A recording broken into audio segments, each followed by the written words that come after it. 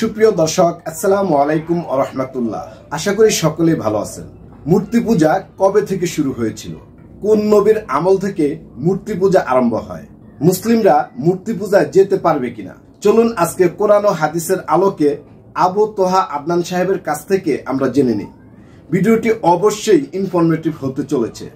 আপনারা শুরু থেকে শেষ পর্যন্ত আজকের এই ভিডিওটি অবশ্যই কন্টিনিউ করুন। ভিডিওটি দেখার আগে আপনি যদি এই চ্যানেলে নতুন হয়ে থাকেন তাহলে চ্যানেলটি সাবস্ক্রাইব করে পাশে থাকা বেল বাটনটি অল প্রেস করে দিন। চলুন বন্ধুরা, আজকের এই ভিডিওটি শুরু করা যাক। নূহ আলাইহিস সালামের যুগের মানুষ সর্বপ্রথম এই মূর্তি পূজা শিরক করেছে। এর আগে মূর্তি পূজা ওয়ার্ল্ডে ছিল না, নূহ আলাইহিস সালামের যুগ থেকে শুরু হয়েছে। তাহলে এটাকে আমরা সর্বোচ্চ পর্যায়ে সনাতন বলতে পারি না। তারও আগে যে সময় চলে গেছে, ওই সময় মানুষ তাওহীদপন্থী ছিল। আদম আলাইহিস সালামের যুগে তখন মানুষ এই কাজ করতো না। শুরুটা কেমন করে হলো? ভালো উদ্দেশ্যেই শুরু হয়েছিল, ভালো মনে করে। কেমন? যে মানুষ এরকম চিন্তা করে নিয়েছিল যে এই মানুষগুলো ইয়াগুস ইয়াউক নাসর, এই ভালো মানুষগুলো আল্লাহর খুব নেককার বান্দা ছিলেন। তাদের স্ট্যাচু তৈরি করা যায়, তৈরি করলে কি হবে? এগুলোকে দেখলে আমাদের আগ্রহ জন্মাবে ইবাদত করার ব্যাপারে। এটা ছিল ওদের থটস।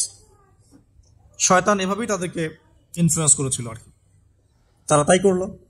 এই জেনারেশনটা যখন মারা গেল, পরের জেনারেশন যখন আসলো, তখন শয়তান ওদেরকে বোঝালো, ধরেন 100-200 বছর পরে বোঝালো যে ওরা খুব ভালো মানুষ ছিল, ওদের মূর্তিকে মসজিদের বাইরে না রেখে ভিতরে ঢুকিয়ে ফেলো। তাদেরকে সেজদা করতে হবে না, ভিতরে ঢুকিয়ে ফেলো, ইবাদতে মনোযোগ আসবে। পরের জেনারেশন এই কাজটাই করলো।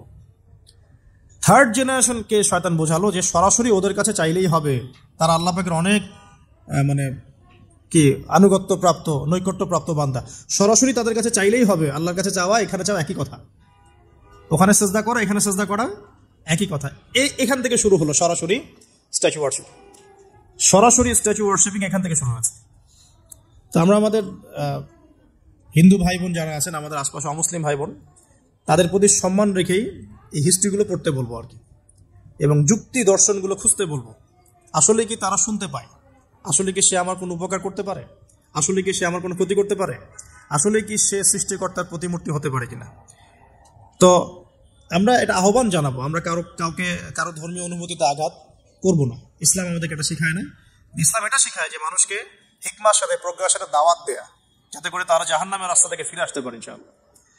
এখন আসুন, তো ইব্রাহিম আলাইহিস সালাম সমাজের মানুষকে দাওয়াত দেন। কিভাবে দেন? কোরআনে এভাবে ভাষা আসছে। আমি সূরাগুলোর নাম বলে দিই, আপনারা একটু চেক করে নিন। সূরা আম্বিয়ার মধ্যে আসছে, সূরা সাফফাতের মধ্যে আসছে, সূরা আনআমের মধ্যে আসছে। তো তিনি দাওয়াত দেন এভাবে যে ওয়াইজ ক্বালা ইব্রাহিম, যখন ইব্রাহিম বললেন লিআবিহি ওয়া কওমিহি, তার বাবাকে এবং তার কওমকে বললেন, মা হাযিহি তামাসিলুল্লাতী আনতুম লাহা আকিফুন, তোমরা এইসব কি মূর্তির উপাসনা করো, এদের চারপাশে ঘুরতে থাকো, কি সব করো? তো তারা বলে যে নাহনু বাল ওয়াজাদনা আবাআনা কাযালিকা ইয়াফআলুন, আমরা আমাদের বাপ দাদাদেরকে দেখেছি এইভাবেই করতে। তাদের রেফারেন্স কিন্তু এটাই ছিল। কোনো দালিলিক জ্ঞানতাত্ত্বিক যুক্তি বিজ্ঞান দর্শন এখানে নাই। এখানে কি ফিলোসফিটা কি? বাপ দাদাদেরকে দেখেছি করছে। তো এটা দিয়ে আবার অনেক সময় বাংলাদেশে আবার একটা ট্রেন্ড চালু করা হয়েছে যে তোমরা দীর্ঘদিন 1200 বছর থেকে যে ইসলামটা ফলো করে আসছো ওটা ভুয়া, আমরা যেটা নতুন মডারেশন দিচ্ছি এটাই সঠিক। এই দলিল সেম না। এখানে অমুসলিমদেরকে দাওয়াত দেওয়া হচ্ছে। অমুসলিমরা বলছে যে আমরা বাপদাদাদেরকে দেখেছি যে তারা এইভাবেই মূর্তি পূজা করতো, আমরা তাই করি। এটার সাথে কি হানাফি মাযহাবকে মিলাবেন আপনি? হ্যাঁ, হানাফি মাযহাব বাপদাদা থেকে চলে আসে, ভুয়া, নতুন যেটা দিচ্ছি এটাই সঠিক। আস্তাগফিরুল্লাহ। তো আমরা হাত চেঞ্জ করাটাকে এখন মনে করি হিন্দু থেকে মুসলমান হইলাম মনে হয়। হাত বদল করাটাকে মনে হয় যে হিন্দু থেকে মুসলমান হয়েছি মনে হয়। গভীরে ঢুকেন, ওলামায়ে কেরামদের দার্সে গিয়ে বসে গভীরে ঢুকলে বুঝতে পারবেন যে ইসলামিক স্কুল অফ থট গুলা প্রত্যেকটারই ভিত্তি আছে। এগুলোর গভীর শেকড় আছে, ভিত্তি আছে। আল্লাহ, রাসূল এবং রাসূলের সাহাবীগণ, এই তিনটাকেই মানতে হবে। আপনি যদি বলেন যে আমি সাহাবীদেরকে মানি না, খালি আল্লাহ এবং রাসূলকে মানি, তাহলে আল্লাহকে রাসূলকে মানতে পারবেন না। সাহাবীদের অনুসরণ না করলে রাসূলকে ফলো করতে পারবেন না। তো ওইটা আজকে ইস্যু না। এটা প্রিয় বন্ধুরা, মূর্তি পূজা সম্পর্কে অসাধারণ আলোচনা করেছেন, খুবই গুরুত্বপূর্ণ কথা বলেছেন আবু তোহা আদনান সাহেব। চলুন ভিডিওটি আমরা আরো কন্টিনিউ করি। নামাজ যেটা পড়ে আসে তারা, এটা ঠিক আছে, এর প্রত্যেকটা দলিলের মধ্যে অথেন্টিসিটি আছে। এরকম করে সমাজে ফিতনা ছড়ানো ঠিক হবে না, বিভ্রান্তি ছড়ানো ঠিক হবে না। এখন আসুন, ইব্রাহিম আলাইহিস সালামকে কি আনসার দিচ্ছেন? আমরা আমাদের পিতা মাতাদেরকে দেখেছি, বাপ দাদাকে দেখেছি এরকম তাওয়াফ করতে, মূর্তির চারপাশে পূজা করতে, নজর দিতে। তো ইব্রাহিম আলাইহিস সালাম বলছেন যে হাল ইয়াসমাউনাকুম, এই মূর্তিগুলো কি তোমাদেরকে শুনতে পারে? ইয তাদউন, যখন তোমরা একে ডাকো। হাল ইয়ানফাউনাকুম, তোমাদের কোনো উপকার আসতে পারে? আও ইয়াদুররুকুম, তোমাদের কোনো ক্ষতি করতে পারে? তার দলিলগুলো কিন্তু অকাট্য। ইব্রাহিম আলাইহিস সালামের দলিলগুলো কিন্তু এখানে, যুক্তিগুলো কিন্তু অকাট্য। আসলে কি সে শুনতে পারে? আসলে কি সে দেখতে পারে? আসলে কি সে তোমার উপকার করতে পারে? তাদের কিন্তু কিছু বলার নাই এখানে। তারা বলছে বাল ওয়াজাদনা আবানা কাযালিকা ইয়াফআলুন, আমাদের পিতা মাতা বাপ দাদাদেরকে দেখেছি এইভাবেই করতে। ইব্রাহিম আলাইহিস সালাম বলছেন যে ইন্নাকুম আনতুম লাফি দালালিম মুবিন, তোমরা তো সুস্পষ্ট বিভ্রান্তির মধ্যে আছো তাহলে। তো এরকম আরো অনেক আয়াত আছে। ওয়া ইন্না মিন শিআতিহি লা ইব্রাহিম ইয জাআ রাব্বাহু বিকলবিন সালিম ইয ক্বালা লিআবিহি ওয়া কওমিহি মাযা তা'বুদুন, তোমরা কিসের ইবাদত করো? আইফকান আলিহাতান দুনাল্লাহি তুরিদুন, তোমরা কি আল্লাহ সম্পর্কে মিথ্যা আরোপ করতে চাচ্ছ? ফামা যান্নুকুম বিরাব্বিল আলামিন, আল্লাহ রাব্বুল আলামিন সম্পর্কে তোমাদের কি ধারণা?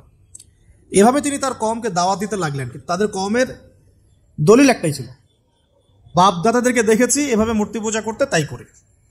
সনাতন, এটা ছিল কি সনাতন থটস। আরো একটা দাওয়াত ইব্রাহিম আলাইহিস সালাম তার কওমকে দিলেন। সেটা কি? এবার এখানে সমাজের মানুষের সাথে ওই সমাজের ধর্ম নেতারাও ছিল। সমাজে কিন্তু কয়েক শ্রেণীর মানুষ থাকে, মানে সামাজিক নেতা, ধর্মনেতা, রাষ্ট্রনেতা।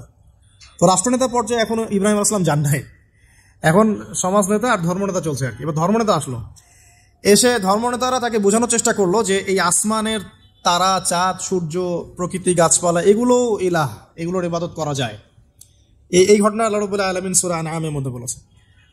তো ইব্রাহিম আলাইহিস সালামকে তারা দেখাচ্ছে, এটা আরবীয় একটা কাব্যিক ভাষায় কোরআনে এসেছে, চমৎকার ভাষায়, যে ফালাম্মা জান্না আলাইহিল লাইল, যখন তার উপর রাত আচ্ছাদিত হলো, রাআ কাওকাবা, তখন ইব্রাহিম আলাইহিস সালাম কি দেখলেন? আকাশে তারা দেখলেন। ঠিক আছে, তারা দেখলেন। মূর্তি পূজার এখানেই আছে, ধর্মনেতারাও এখানেই আছে। তো তিনি বলছেন হাযা রব্বি, এটা আমার রব। ফালাম্মা ফালা, যখন তারকাগুলো অস্তমিত হলো, ক্বালা লা উহিব্বুল আফিলিন, আমি তো অস্তমিত যাওয়া জিনিসকে পছন্দ করি না। রব তো অস্তমিত যাবে না, এখানেও যুক্তি লাগবে, তো আমার ফিলোসফি লাগবে, আমার এখানে দর্শন লাগবে, এখানে তো আমাকে মানে প্রজ্ঞা দিয়ে বোঝাতে হবে। এটা তো অস্তমিত হয়ে গেল, এটা তো রব হতে পারে না। ফালাম্মা রাআল কামারা বাযিগান, যখন সে চাঁদকে দেখলো জ্বলজ্বল করছে একদম। আর এখনকার চাঁদ দেখা আগের চাঁদ দেখা দেখ না, এখন তো আমরা চাঁদের আলোই খুঁজে পাই না, তখনকার চাঁদ তো অন্যরকম। বাযিগান মানে জ্বলজ্বল করছে। তখন তিনি বলেন হাযা রব্বি, এটা আমার রব। তখন ফালাম্মা ফালা, যখন এটাও অস্তমিত হয়ে গেল, তিনি বলছেন লাইল্লাম ইয়াহদিয়ানি রব্বি লাকুনান্না মিনাল কওমিদ দাল্লিন, আল্লাহ যদি আমাকে হেদায়েত না দেন তাহলে আমি এই দল্লিনদের অন্তর্ভুক্ত হয়ে যাব। ইব্রাহিম আলাইহিস সালাম বলছেন ফালাম্মা রাআ শামসা বাযিগাতান, যখন এবার সূর্যকে দেখলেন দিনের বেলা, এটা তো আরো বড়। হাযা রব্বি হাযা আকবার, এটা আমার রব, এটা সবচেয়ে বড়।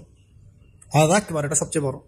ফালাম্মা আফালাত, এটা যখন অস্তমিত হয়ে গেল, তখন তিনি বলছেন এই কথাটা যে ইয়া কওমি ইন্নী বারিউম মিম্মা তুশরিকুন, হে আমার কওম, তোমরা যেগুলোকে দিয়ে আল্লাহর সাথে শরীক করছো, এখান থেকে আমি আমার চেহারাকে ফিরিয়ে নিলাম। সুবহানাল্লাহ।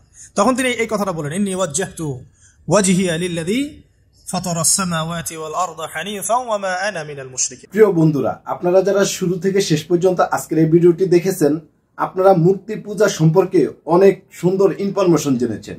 আবু তোহা আদনান সাহেব অসাধারণ আলোচনা করেছেন এই ভিডিওর মাধ্যমে।